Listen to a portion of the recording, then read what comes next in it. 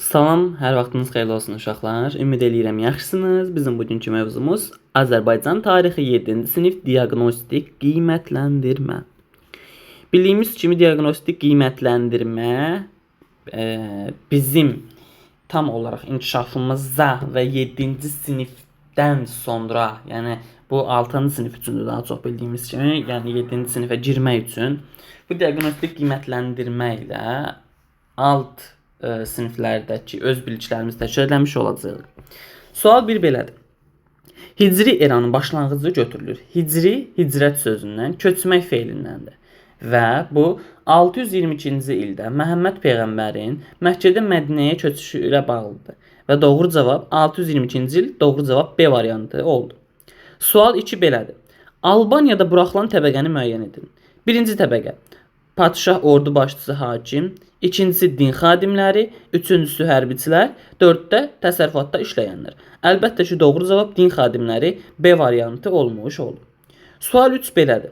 Azərbaycan dövlətlərindən adı buraxılan paytaxtını müəyyən edin.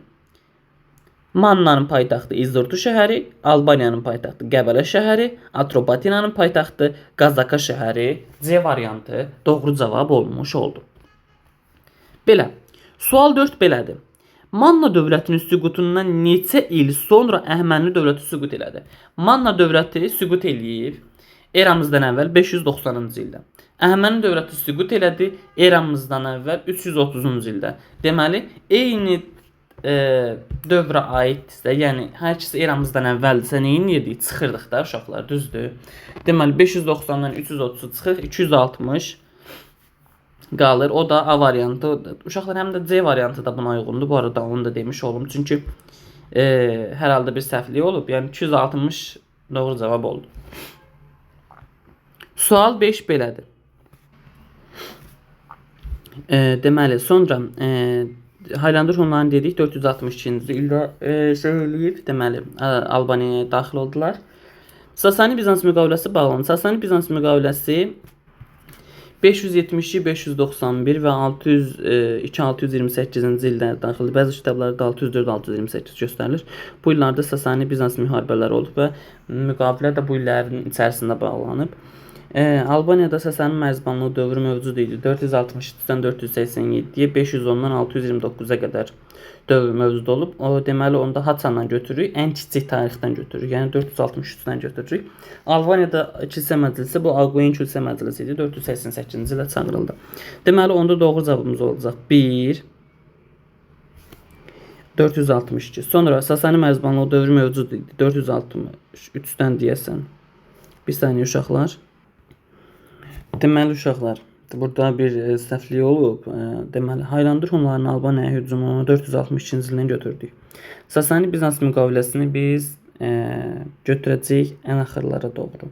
Yəni, haradasa 600-cü illərə doğru. 602-628-ci illərdə müharibə oldu uşaqlar. Orada 624-də müqavilə imzalayırlar. O, Albaniyada Sasani mərzbanlığı dövrü mövcud idi. Mövcud idi deyirsə, bu ən son tarixi götürürük. İlk tarixi götürmürük. Yəni, burada ən azından böyük mərzbanlığın vaxtına qədər götürürük. Yəni,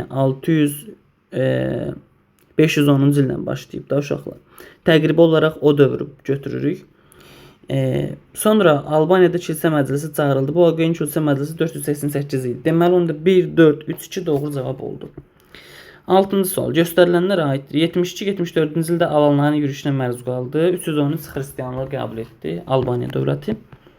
Sual 7. Hadisələrə uyğun olaraq xananı doldurun. 226-cı il Sasani dövləti yarandı. 227-də Atropatina asılı vəziyyətə düşdü. B variantı. Sonra 8-ci sual. Şəkildə adı buraxılan şəhidlərimizin adlarını tamamlayaq. Gəlin tamamlayaq. Deməli, uşaqlar, birinci gördüyünüz şəkil Tamerlan Mahmudova aiddir. Allah rəhmət eyləsin. İkinci şəkil Famil Əhmədzadəyə aiddir. Üçüncü şəkil isə Əvəz Abbasova aiddir. Sonra 9-cu sual. Sxemdə verilmiş şərti işarələr və illər əsasında mətn tərtib edin. Eramızdan əvvəl 223-cü il, eramızdan əvvəl 190-cı il, 53-cü il, 38-ci il və 20-ci il. Gəlin baxaq görək nələr olur. Eramızdan əvvəl 223-cü il 3-cü Antioxun Selevkilər dövlətinin hakimiyyətə gələrək qonşu əraziləri işğal etməsi. Eramızdan əvvəl 190-cı il Maqneziya döyüşünün baş verməsi. Eramızdan əvvəl 53-cü il 1-ci Parfiya-Roma müharibəsinin başlanması. Eramızdan əvvəl 38-ci il 2-ci Roma-Parfiya müharibəsinin başlaması. Eramızdan əvvəl 20-ci il Aşakilər sülaləsinin süqut etməsi və s. Belə uşaqlar, ümid edirəm bəyənmiş olarsınız bu hissəni. İndi keçirik digər hissəyə. Sual 10. 2-ci Qarabağ müharibəsi zamanı şəhid olmuş qəhrəmanın haqqında tapşırığı yerinə yetirin. Şəkildə gördüyümüz kimdir? Gəlin bunu tapaq onca. Gördüyümüz şəhid Azad Hümbətovdur. Birinci sual cavab Azad Hümbətov. Şəhidimiz hansı rayonumuzda şəhid olub və Laçın uğrunda gedən döyüşlərdə şəhid olmuşdu. Allah rəhmət eyləsin. Belə uşaqlar bitdik. Aha, bitdi testimiz. Ümid edirəm bəyənmiş olarsınız, izahı da bəyənmiş olarsınız. Bir dənə 5-ci sual bayağı yorucu sual idi. Sadə sual amma çaşqınlıq yaratdı. Ümid edirəm bəyənmiş olarsınız. Sağ olun, salamat qalın. Gələn testlərdə görüşərik.